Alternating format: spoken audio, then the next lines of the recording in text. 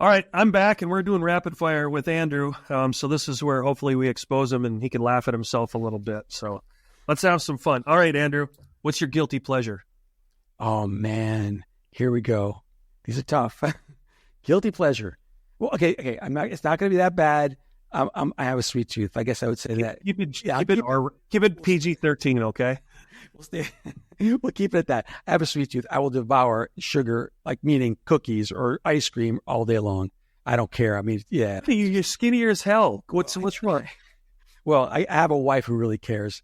So that's all it really is. All right. Come on, you're my generation too. Did you grow up with a favorite board game? Board game. Yeah, of course. I'd say, well, board games, yes, and also gaming in general, because I said I have a geek brother, right? I kind of, he's an older brother. He's awesome, but he was into Dungeons and Dragons. So I guess if you consider that a board game, and I had to go along because my parents were working. So D&D. Okay, so D&D. Okay, so then because you were that guy, you were early on in the gaming thing. What was your first big gaming addiction then? If you had, so many, but I think remarkably. Hey, yeah, easy on the confessions here, okay? Right. One at a time. That's right. Okay. So early on, I love this game called The Ancient Art of War. It was super simple, like tiny little graphics, and I don't know if you remember that. Hey, it was Sun Tzu's Art of War. It was called. I think it was. I don't remember. Forever. Okay. It was. I'm moving on to keep it sane. Look it up. It's pretty cool. What skill do you think everyone should have? So I would say discernment is that skill, but that's not really a skill. That's a lifelong process. I think the skill is learning how to learn. Really, I think that's probably I like that word. Skill. I wouldn't say I've heard it verbatim like that before, but I think that's a powerful one. What would you like to do if and when you retire?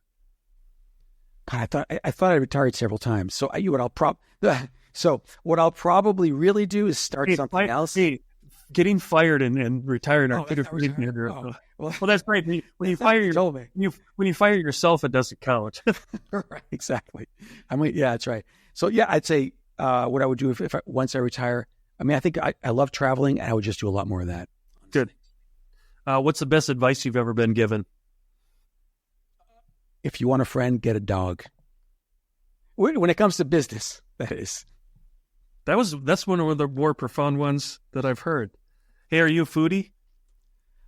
I'm a junk foodie. I'd say no. I'll eat No, I wouldn't say I'm a foodie. Okay, so are either you or your wife a good cook? Oh, my wife is awesome. Yeah. Okay, so what's the go-to meal in your house then that she's just phenomenal at? Oh boy, it's so many things. She loves doing just because she's not Greek. She was like American from like the Mayflower kind of American. But she loves cooking Greek and Mediterranean cuisine. Oh, good. So she just does everything there. She learned from my mom, who passed away not too long ago, but she learned everything from her. She does it just like my mom did. So it's amazing. Okay, so now I'm going to switch it. If you're back in New York and you're not cooking at home and you two have to go out for dinner, what is that one thing that you have to go out for? Oh, man, there's so many. And by the way, that's just life in New York. In reality, just about every night we're out for dinner. So that's just the way it is. So I would say that New York has great everything. That's a really good one. New York is, but I would say probably sushi. Yeah. Okay. There you go. Okay. Now this one, don't think too much. Just react. Fondest memory as a kid. I was watching my brother play baseball in Little League. It just came. Really? Yeah. Wow. It just popped in my mind. Cool. Little dirt field. I remember that. Yeah. Favorite ice cream flavor? Oh, chocolate, without a question. That was easy.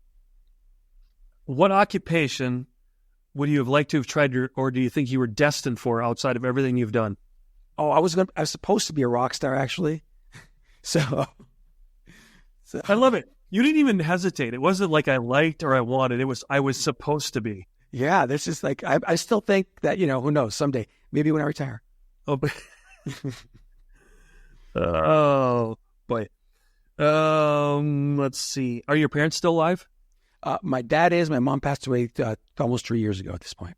So let's say your mom was still around, how would she describe what you do for a living?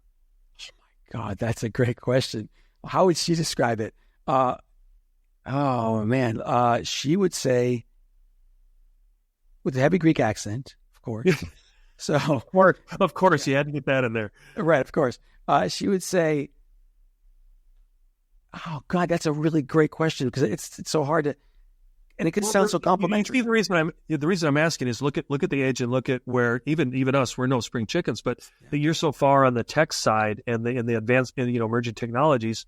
I always ask this question because it's humbling, but it also it kind of digs deep, right? Whereas that generation going, well, I think my son does this, but I don't know what it means, that kind of thing. Yeah, a lot of it it's exactly that. The answer is he works with computers. But I don't know what it does. She doesn't actually know. She didn't actually know what we did, but she loved it. She was super supportive. All right, I'll go through a couple more here. Think of before I ask this one. Think of like more of a mentor protege, more than a husband wife thing. Who's your favorite person in the world right now, and why?